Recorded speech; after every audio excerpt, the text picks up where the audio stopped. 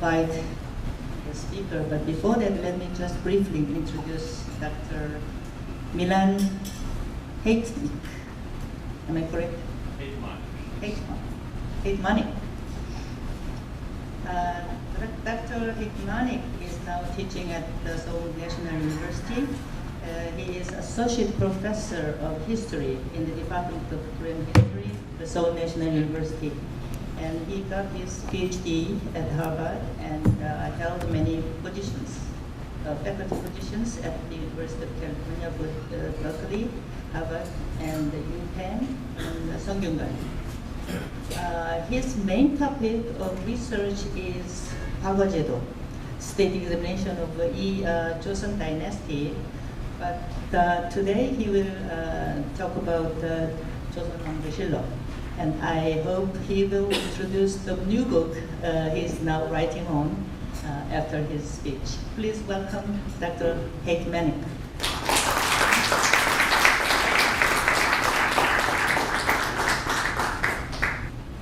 Thank you so much for the gracious introduction.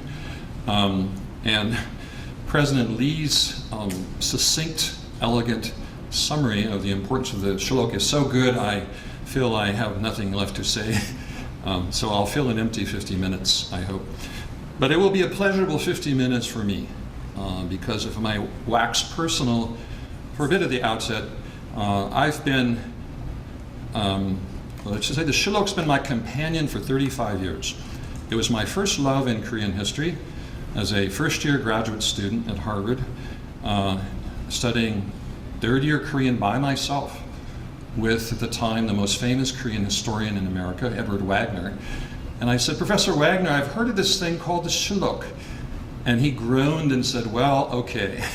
And we began to read it. And I don't think there's been a week since then that I haven't referred to it. Now, as you know, Korea is replete with many documents, many rich narratives, hundreds of thousands of pages of all kinds. But the nearest to my heart remains the Sillok, sometimes a problem child, but no doubt one of the great historical records in the world. It is customary to start with superlatives, and I will do the same. As I've listed here, I hope you can read in the back. The Sillok is a major document. It may well be, most Koreans believe, and I share that belief, the most important kind of its kind in the world, in world history. A continuous narrative filled with rich, complex information, consistently narrating the royal household of the Chosun dynasty, stretching over 472 years down to 1863. I'll talk about that, why that's. 25 monarchs, that is from Taejo to Chosun, over 1,701 books, and has been recognized by UNESCO justly.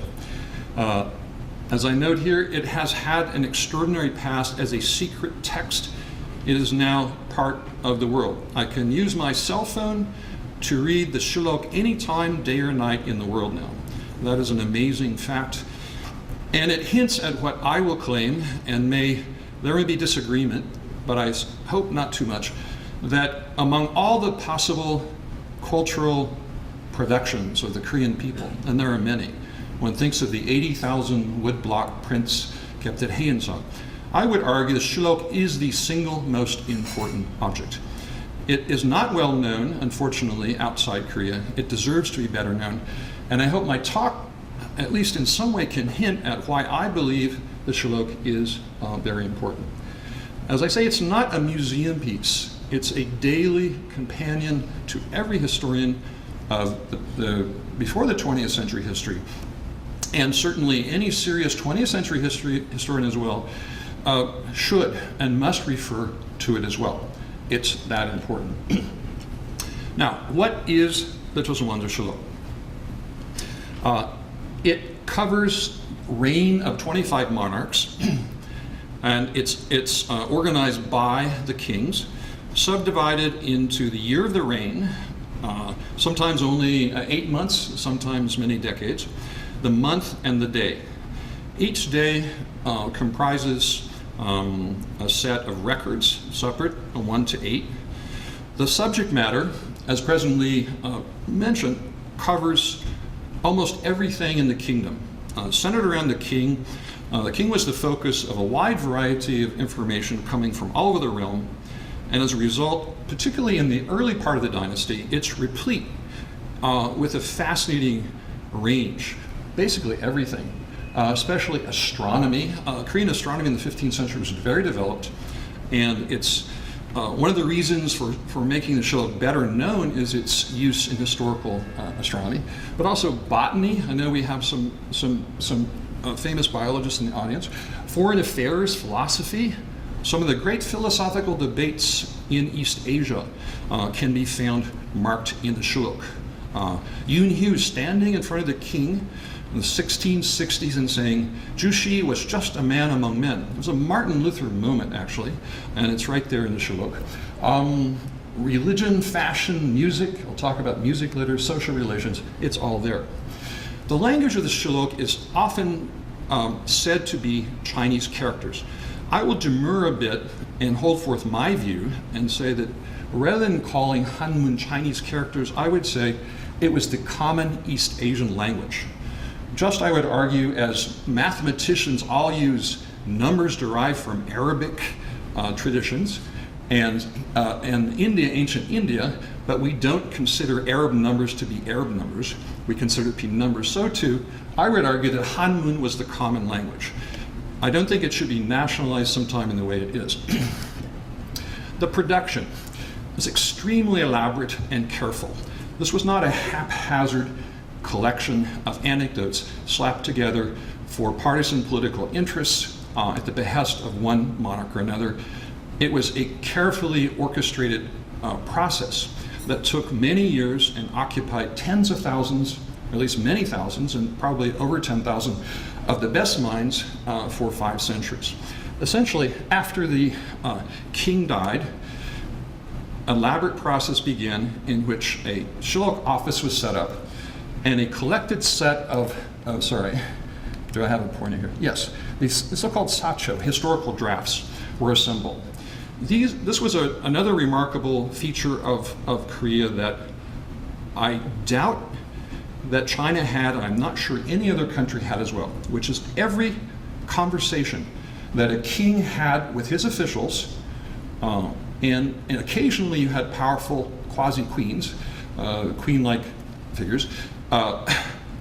Any conversation they had was on the record. The tape recorder was always running, so to speak. There would always be an official called the saja, the historian, sitting in the corner who recorded faithfully every conversation. It's so common that, in fact, one famous moment in the 1650s when the king had a private conversation, as Hyojong with Songshil, it's called a dokdae. It was so unusual, it was noted specially.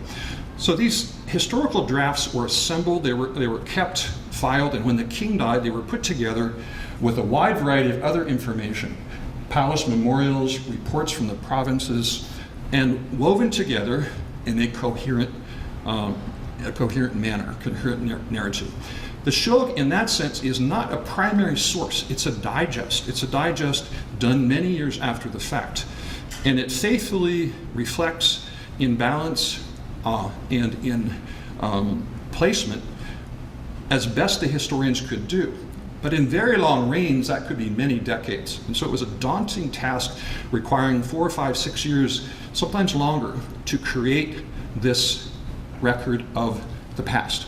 And as a result of its diverse compilation and the high quality, the team that compiled it was headed sometimes by members of the State Council, the Wijangbu.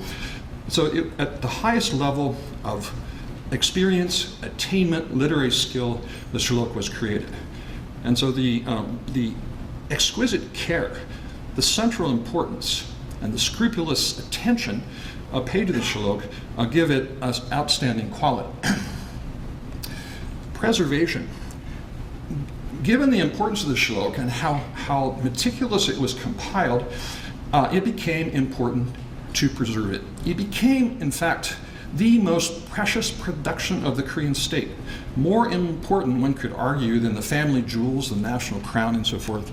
And so, therefore, one copy was kept in the palace for reference, but other copies were made and kept hidden away throughout the country.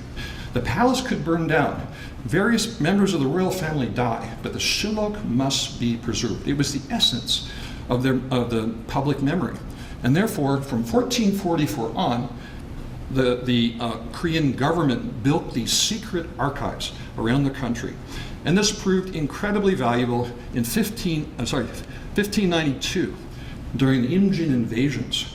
When Sangju was burned, the Japanese approached Seoul, Gyeongbok Palace burned, the copies kept in Seoul were burned, but one precious copy survived in Jeonju, Jolapukdo Jeonju.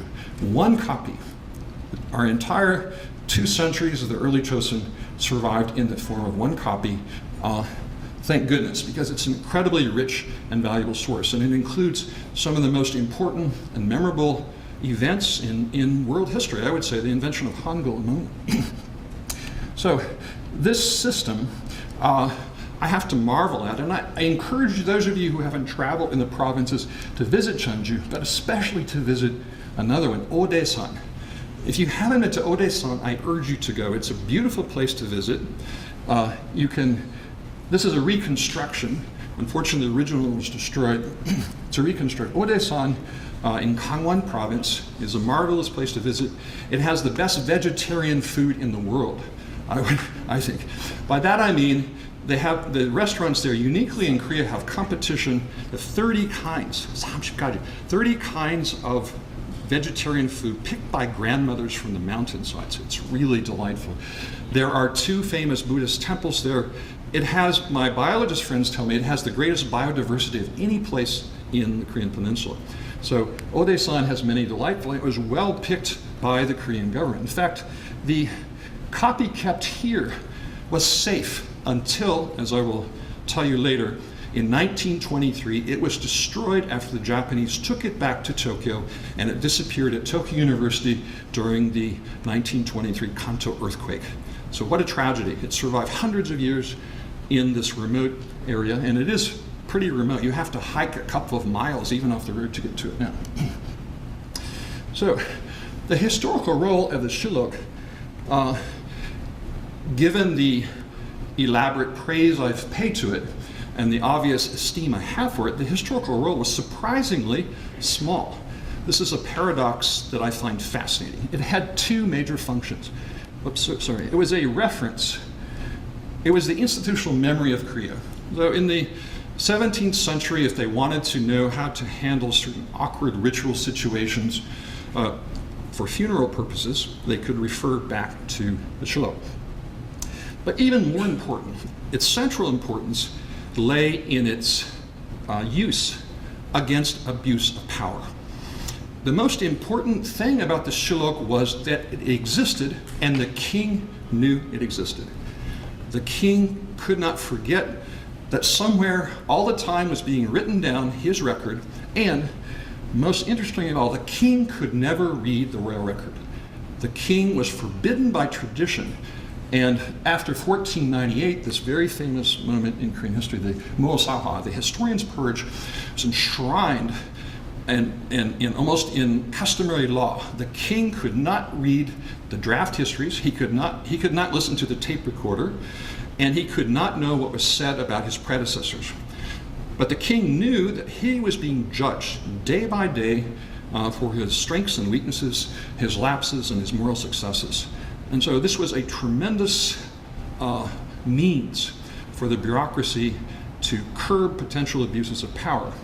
But it's an extraordinary fact. If my laudatory praise is correct, the longest, most important document of its kind in the world, no one read it. It existed in secret. Its very existence, in fact, was a secret until the 20th century. It's a text unlike any other text, you might say.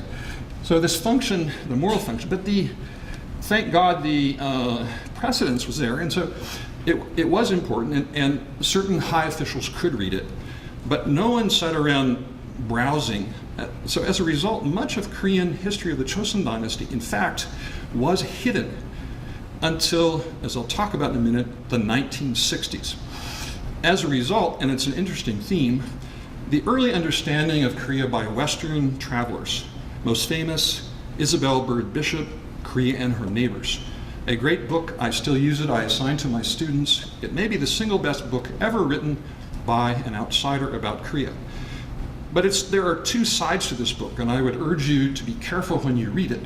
One side is what Isabel Bird Bishop saw with her own eyes, and her own near photographic memory and her beautiful prose amply narrated, say, the wonders of the Han River, the river of gold, as she calls it, the river of gold. She was the first Westerner to travel up the Han River. And those descriptions are priceless. She saw and recorded things no Korean did. It's the unique record of many things in Korea. But the other side of her book is what she heard from her guides, who were members of the missionary community. They had an imperfect understanding, to say the least, of Korean in its day.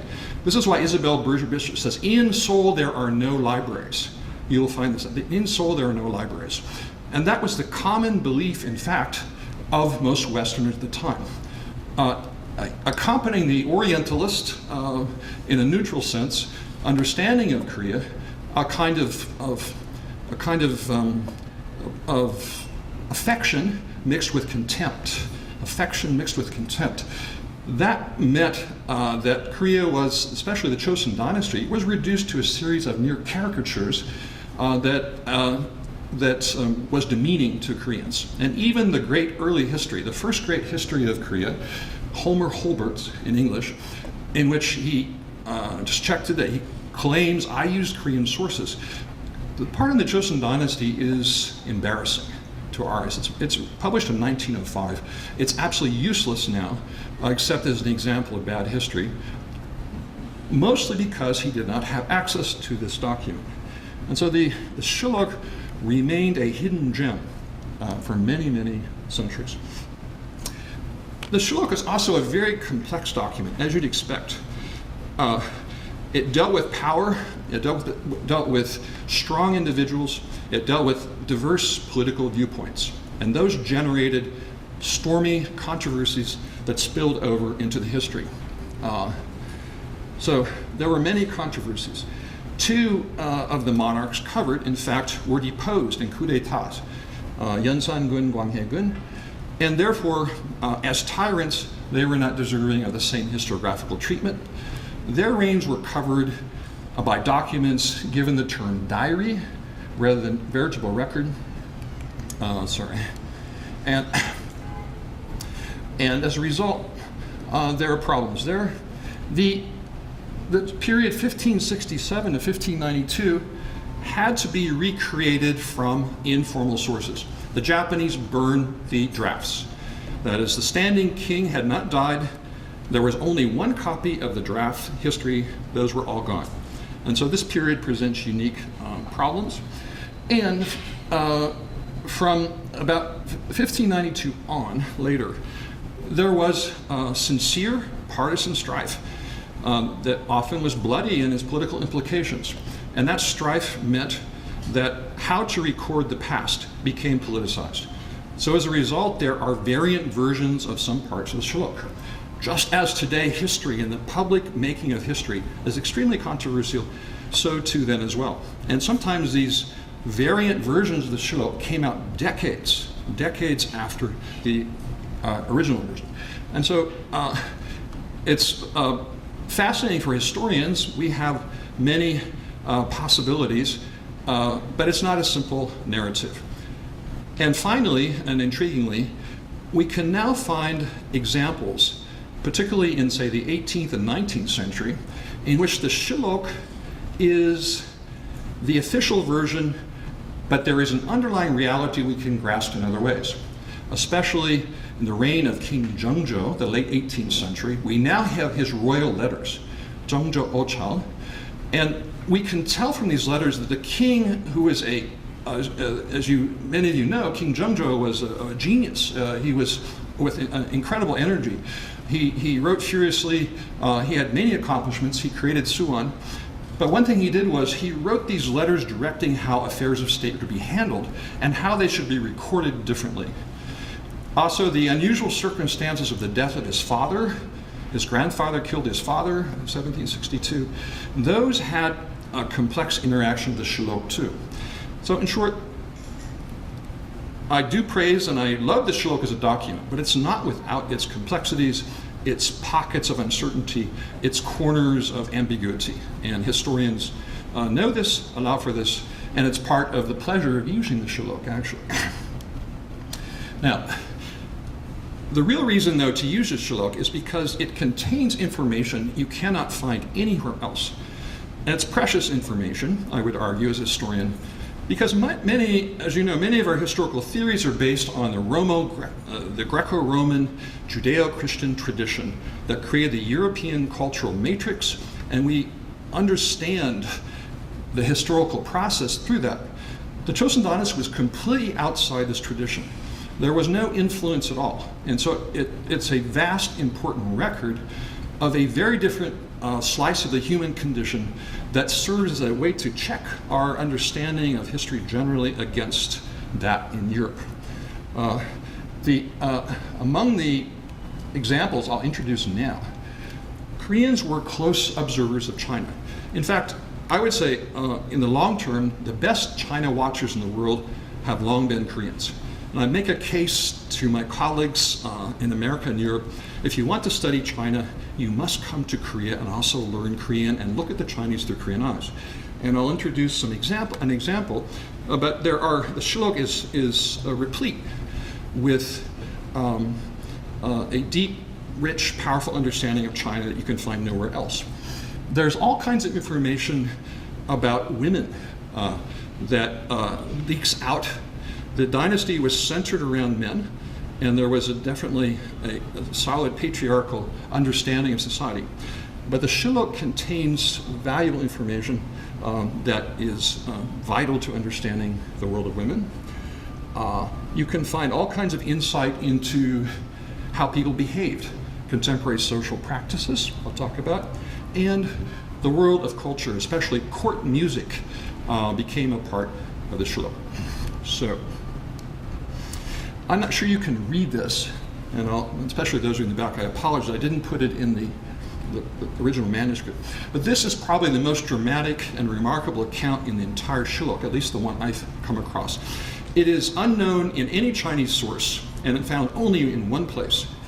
It is what I term probably the last account of human sacrifice in China that can be found.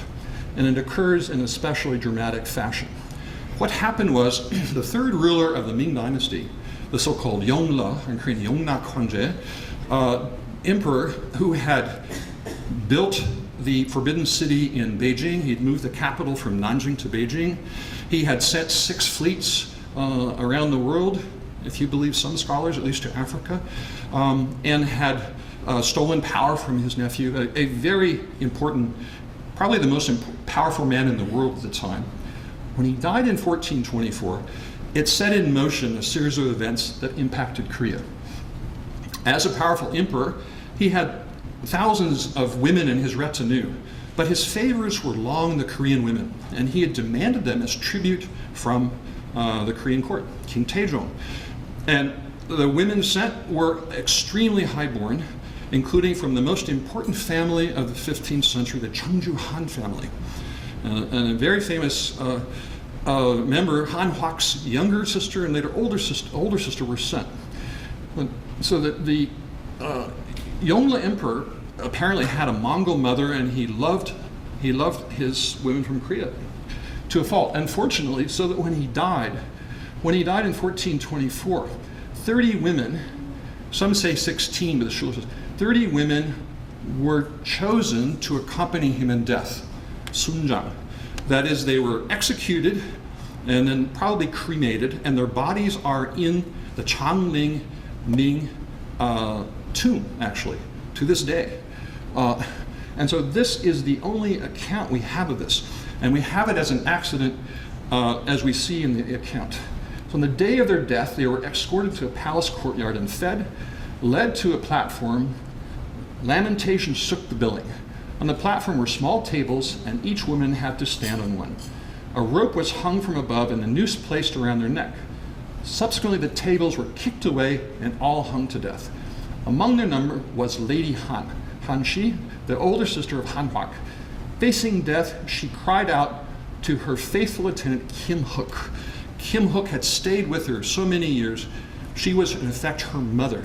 She said, "Mommy, I'm going, nanin kanda," just as she died. Her words still unfinished, a eunuch beside the table kicked it away, and both she and another queen, Lady Che, died. Just before this, the emperor, the Hongxi Emperor Renzong, was personally in attendance. And Lady Han, crying, implored him, "My mother, Kim Hook, is aged. I beg she might be allowed to return to Korea." And he said yes. And that is why, after much controversy, the old attendant, nursemaid, was allowed to come back to Korea, and her account found its way into the Sillok. This account, of course, was top secret, very dangerous to have circulating for many reasons, and for 500 years was unknown, actually. 500 years unknown. I've long felt, since I discovered this maybe 20 years ago, I've long hoped Lady Han's ashes could be brought back from China. The situation is sad beyond belief, the whole situation. So this is the kind of information you can find in the Sillok, remarkable, and it actually is so, even today it's radioactive. I don't think this can be talked about between Korea and China, in fact. A little more gentle, but still startling, we have some signal important experts on Korea here who appreciate this. Perhaps one of the most famous women of Korean history is Chosun Wangjo, the mid-16th century queen mother who served actually as, in effect, the monarch, is famous for her Buddhism. There was a Buddhist revival in the midst of a Confucian dynasty. She had close connections to famous Buddhist preceptors. But actually, in the Sillok, if you have the eyes, you can find out another view of her, a different understanding. This occurs in the context of 1527, which is a very interesting year because one of the strange scandals of the dynasty occurred. Jaksojeon it's called in Korean. That is, it's a sorcery. It's a sorcery, almost a witch hunt that occurred due to the conflict of power, a succession issue. Essentially, you had Lady Pak here, who was a consort, not the queen, the consort of the king, who had a son that she wanted to make the heir apparent. And you had a queen, a young queen as well, who didn't have a child yet. And so in the midst of this sorcery scare involving horribly mutilated dead rats and so forth, I won't go into it, the court was thrown into an uproar. And so in the Sillok, you have legal depositions, you have legal accounts, people explaining where they were and what they were doing. And so we have a direct account of what was happening. Lady Pak went to the bedroom and His Majesty Chunjong sat in the hall and with the Queen, Munjung Wanghu, read this 13th century Confucian text. Now, you say, so what? This is a startling fact that not only was Munjung Wanghu one of the most famous women of the dynasty, a Confucian, not only was she a Buddhist adept, she was knowledgeable about Korean Confucianism and Chinese Confucianism. She could read these Confucian texts. And so this, I think, this is the kind of information in passing. You have to have the eyes to ferret it out. This is the kind of information in passing that can change our understanding of both her and Korean court women. The idea that king and his queen read Confucian texts together is a very intriguing fact. And this may be the only example I've ever heard anyone talk. I've found myself, and is not well known to historians. A little lighter is this issue of tobacco. Now, tobacco in Korea has had a long history. It arrived shortly after Jamestown, actually, in America, and probably through the Portuguese, if not the Dutch. It came from Japan. So in this account, which is later, 1638, what happened was this. People from our country sent tobacco, which was called Nam Young Cho, southern spiritual weed, to Shenyang, where it was discovered by Qing authorities who objected strenuously. Now, why were the Koreans sending tobacco to China, or at the time, the Manchu capital of Shenyang? Because 2 Korean princes had been sent there as hostages. As you may know, there was a second Manchu invasion in 1636, 2 years before this. 2 princes were sent in captivity, and they were addicted to smoking. And so in order to give them tobacco, the Koreans had to send it there. There was no smoking at the time in the Manchus. And so the Sillok describes the history of tobacco in Korea. This is the major site we have. So it's a product of Japan. Its leaves are large. It is sliced up and put in a bamboo silver pipe.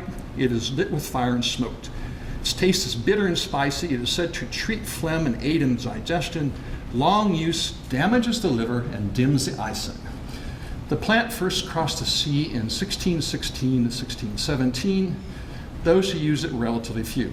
But by 1621, there was no one who did not smoke it.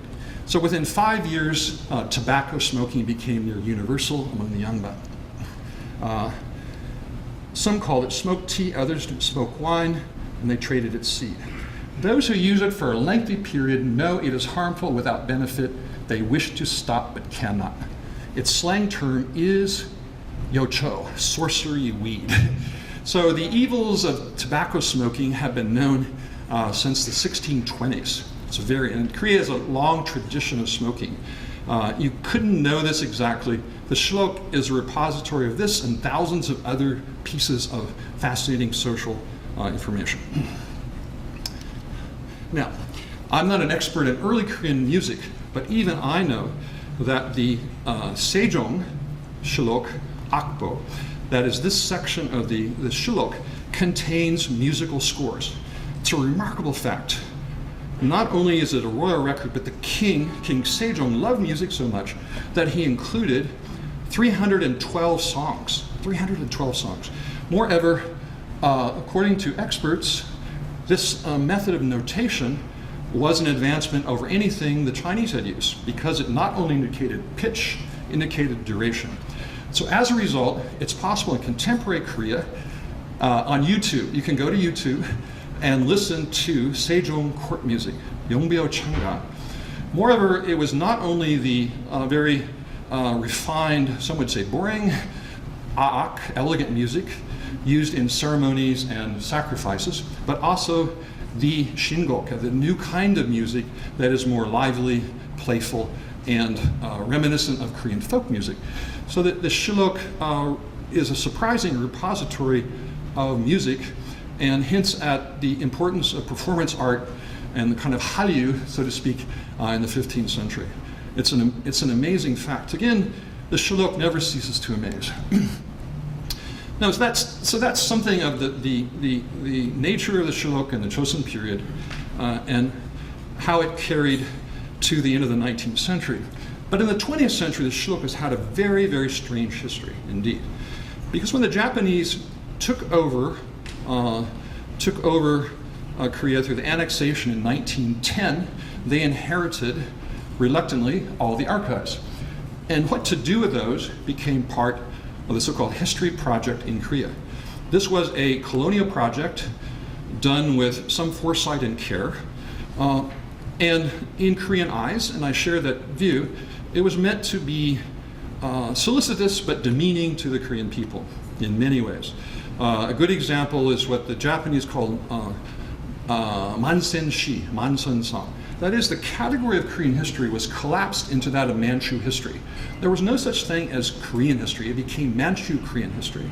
And this idea that the Koreans were a kind of derivative of Manchus and tied to them throughout history became part of this vast project known as the Chosen-shi, the Chosen-sa project. So the Sillok became part of this, and it was used in editing. There were a few Koreans who participated, but very few. Essentially, it was under the supervision and under the editorial guidance of the Japanese. As I said, in 1923, this precious version of the Odesan version was disappeared in an earthquake. Between 1927 and 1932, the Kojong Sillok, that is, King Kojong had lasted until 1919, his successor Sunjong. So this quasi-Sillok, its status remains indeterminate. That is, clearly it has historical value, but it was edited to be like the Sillok, and it contained materials that would have gone to the Sillok, but still it was done by the Japanese for colonial purposes. Well, that book has remained controversial. You can get it now, but it came out many years after the original Sillok. The Sillok itself remained unpublished. That is, Korea's greatest historical prize was unavailable to the Korean people. It required specialist attention, and in practice, only a precious few Korean historians who had studied in Japan or in the new Keijo Tegoku, the Gyeongsung, the new Imperial University here in Seoul, could access it. As a result, I suspect almost no Western historian was aware of the Sillok or had access to read it. So essentially, the Chosun dynasty was being constructed for many reasons to be a failed dynasty. Koreans had contempt for it and blamed particularly the Confucian dogma for having lost the country, and the bulk of energy was spent researching the ancient past. The Chosun dynasty was of lesser interest to all but a handful of specials. But after 1945, the Sillok was liberated. The Korean War almost destroyed it again. One of my most memorable conversations with a very humble, brilliant librarian named Peng Senseng at Harvard University. He had been, as a young member of the Kyujanggak Royal Palace Library in 1950, he and his colleagues heroically saved the Sillok. They loaded it into boxcars and sent it to Busan. And Mr. Peng Senseng slept on the Sillok during the Korean War. That was his bed. The space was so scarce in Busan, you had to sleep on top of the Kyujanggak Royal Records. So after the Korean War ended, at last, photo reproductions of the Sillok were published, and this unleashed the possibility for a new understanding of 500 years of Korean history. And it's an exciting, one day I think cultural historians will talk about this movement. It's been a little studied. The 1960s, 70s, there's a flood of great scholarship published by South Koreans. And as I'll talk about Western historians too. Nevertheless, the Sillok was not easy to read. It's a long text. There were no guidelines to read it. There was no index. There was a very poor index. And so, for example, Professor Han Young-woo, one of my teachers at Seoul National, had his own personal index. He personally indexed the 15th century. And scholars were reduced to doing that. They knew their little sections, but they could not read the text as a whole. But from 1968 on, both in North and South Korea, was a massive translation project to translate the Sillok into modern Korean. And I was the beneficiary of that as a graduate student. I could and do read the original text, but frankly, it's just so much easier to read the even imperfect translation. It's much easier to read the modern Korean translation. And these texts have indexes, and so they have separate indexes, so you could find things. And so this opened the Sillok to hundreds and hundreds of papers from scholars who weren't necessarily historians, but wanted to use the Sillok. And this is where the use for science history or for issues of fashion or issues of, say, economy went about. Also, I should say that in North Korea, the Chosun period is constructed to be the Bongan, a benighted feudal age, and is not popular as one of the great periods of the Korean past. But the North Koreans, to their credit, did a very good translation and they used entirely Hangul in their translation. South Korea is mixed with Hangul, but interspersing with the common Hanmun. And so, as a result, the North Korean translation sometimes is more, it's easier to read. This summer, in fact, for the first time, we had a panel at a conference in Vienna I participated in. There were South Korean participants, North Korean participant, and me. And it was quite exciting. And the North Korean scholar was very good, and he said our principle in translating the Sillok was that the grandmothers could read, ordinary people could read it. That translation is not generally available in the South, and it's only in a few libraries in the West, unfortunately.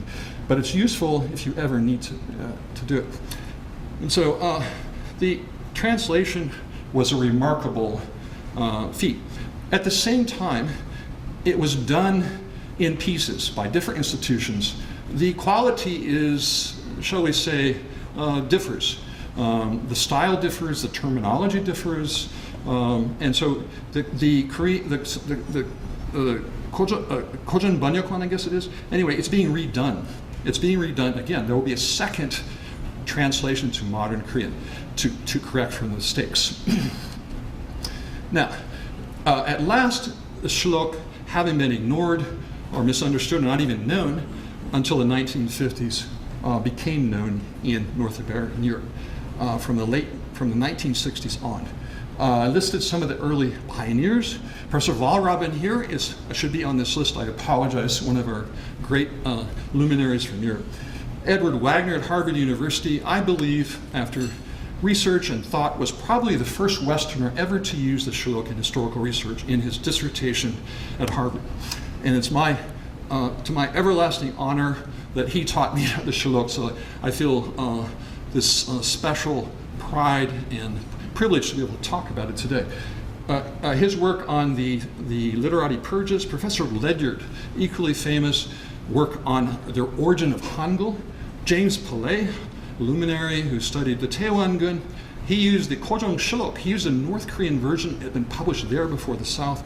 Professor Chae Young-ho, who worked on the examination system. Martina Deutler, of course, who has worked on, first in the late 19th century, the opening of Korea, but later on a host of issues in the past on Confucian transformation, all used the Sillok. And you could not do a dissertation at Harvard without the Sillok from the 1960s. So it was a huge vaulting transformation of the field, thanks to the Sillok. And in the 1995 was an even bolder leap with the publication by Seoul Systems of the CD-ROM Sillok. That is the computerization of the translated Sillok. It was done, in fact, and superintended by a member of our audience, Dr. Kim Hyun from the Academy of Korean Studies, and everyone in the field owes him extraordinary debt. I remember the first time I used this in the 1990s at Harvard. I could not believe my eyes. I could not sleep for days. It was just too exciting. Anything you wanted to find could be found. It opened up the vast possibilities of Sillok. You did not need an index anymore. The indexes weren't that good. In the 21st century, now we have the riches of the Subkenchen Reunion, the National Institute of Korean History, who makes it online available. Anyone in the world can go to shillok.history.government.kr and find it. This is how it looks. You can go there, you simply type in at the top, you can search each of the reigns, and it's very easy, clear to use, and marvelously, when you burrow in deep, you can get 3 different views of the same data. You can get the original text. This is a photo reproduction of the actual Sillok. You can get the typeset, the hwalja, so you can search for things and you can cut and paste, and you can find the corresponding modern translation. I do not know of a similar ease of use of a complex historical document on any other site. So the National Institute of Korean History deserves great credit for having arranged this, and it gets better and better. If you find mistakes, you can correct them. And so this is a work in progress that deserves our admiration, actually. The Sillok also has been embraced across the board by popular culture. If you tune in any night on almost any Korean television station, eventually you'll find a historical drama. Many of these deal with, say, Jeongdo-jeon. They deal with the Chosun dynasty. And they deal with other periods too, but the parts on the Chosun dynasty are very historically grounded. 99% of them, maybe 100%, use the Sillok. They use other types of sources too, but Sillok is very important. And also, the popular Sillok has been heightened by cartoons, manhwa, including the marvelous Park Shi-baek, again, who's probably not well known to the foreign community, but every Korean knows him as this marvelous cartoons. This, of course, is Lee Sun-shin. Here's a beautiful cartoon of all the Chosun Dynasty kings. So this is Seijo here, there's Yeongjo. This is, by the way, this is Yun San-gun here, and he's this marvelous expression. And many of my students have told me at Seoul National that these cartoons brought history alive. And perhaps, who knows, they'll be translated later into English or find their way into Western popular culture too. It's emblematic of the creative appropriation of the Sillok for popular culture. Now, the Sillok in the future, I believe, has global possibilities. The two things I've elucidated here are only part of the picture, but I think important parts. First of all, beginning about 4 years ago, a retired professor, Professor Lee Tae-jin, who became director of the National Institute of Korean History, had this bold vision: the Sillok should be translated. This was not a popular vision. And Professor Lee spent a lot of effort and gotten money for it, this bold idea of 22 years, against substantial opposition. Among the people opposed to the first were I, too. This is a lot of money, and we and my colleagues wondered, could this money not be spent better on scholarships or in many other badly needed projects within Korean history? I have changed my mind since then, though. I'll tell you why. It's because, first of all, I'm on the board of advisors, so I've seen close up how the system works. And I'm convinced that it is a continuing process of careful thinking, vetting, and correcting mistakes. It's done online, and so even though there may be infelicitous language, outright mistakes, gaps in, say, the scholarly coverage, those will be corrected over time. Second, the project is important because it will provide the impetus for younger scholars and the generations ahead to study the field. It's a sad fact that in places like America, interest in the Chosun dynasty has been waning. The complexities of learning classical Korean text simply seem too daunting, and the job possibilities too few. And so this project, this bold project, which has been continued under the subsequent directors, Yoo Ik, and I think Director, I don't know for sure, but I suspect Director Kim Jung-bae also will continue the project. It started with the Sejong Sillok and will continue. And just within the last 30 days, there is now a web page up. So you can all visit there, the eSillok.history. So you can visit and you can see samples. You can see samples of this work in process. It's very important. The second reason the Sillok is important is a special research interest of mine, which is called digital humanities.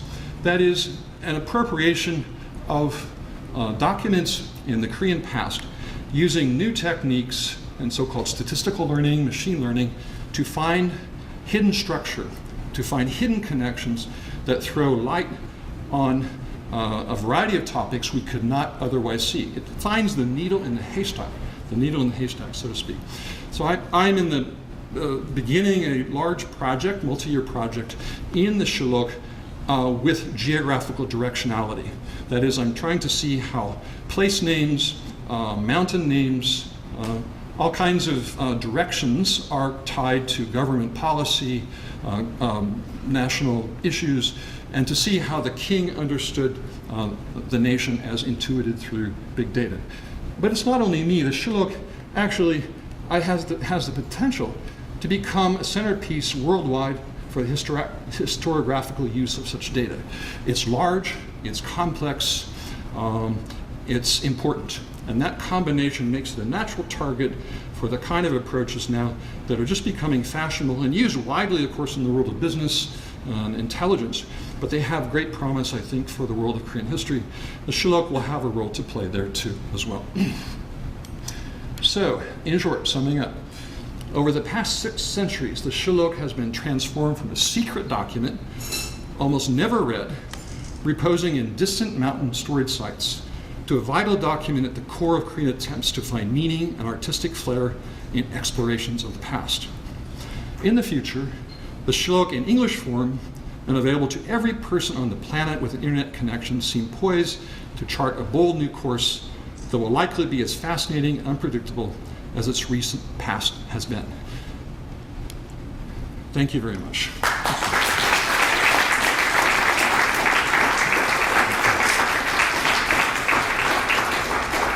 Thank you very much.